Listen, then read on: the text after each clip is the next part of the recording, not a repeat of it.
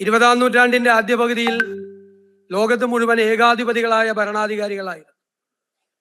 അവർ എഴുത്തുകാരെ പീഡിപ്പിച്ചു കൊന്നു, ചിലരെ നാടുകടത്തി, ചിലരെ ഗ്യാസ് ചേമ്പറിലിട്ട് കൊന്നു, ചിലരെ ഗുലാഗുകളിലിട്ട് കൊന്നു. 21-ാം നൂറ്റാണ്ടിന്റെ ആദ്യ പകുതിയിൽ അതിന്റെ മറ്റൊരു വശം ആവർത്തിക്കപ്പെടുകയാണ് ലോകത്തെല്ലായിടത്തും.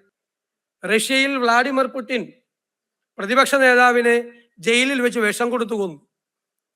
അപ്പൊ എല്ലായിടത്തും പ്രതിപക്ഷ ശബ്ദങ്ങളെ ഇല്ലാതാക്കാൻ എല്ലാ ഏകാധിപതികളായ ഭരണാധികാരികളും ലോകമെമ്പാടും ശ്രമിക്കുന്ന ഒരു വല്ലാത്ത കാലത്താണ് നമ്മൾ ജീവിക്കുന്നത്. 20-ാം നൂറ്റാണ്ടിന്റെ ആദ്യ പകുതി വേറൊരു രൂപത്തിൽ 21-ാം നൂറ്റാണ്ടിന്റെ ആദ്യ പകുതിയിൽ ഉണ്ടാകുമോ എന്നുള്ള ഭയമാണ്. നമ്മുടെ എല്ലാവരുടെയും ഉള്ളിൽ ഉണ്ടാകുന്ന ആ ഭയത്തിൽ നിന്നാണ് ആ ചെറുത്തുനിൽപ്പ് നമുക്ക് സംഘടിപ്പിക്കേണ്ടത്. മാത്രമല്ല, ആധുനികമായ സങ്കേതങ്ങളെല്ലാം, സോഷ്യൽ മീഡിയ ഹാൻഡിലുകൾ, AI ടൂൾസ് മുഴുവൻ ഈ ഭരണാധികാരികൾ മിസ്യൂസ് ചെയ്യുക.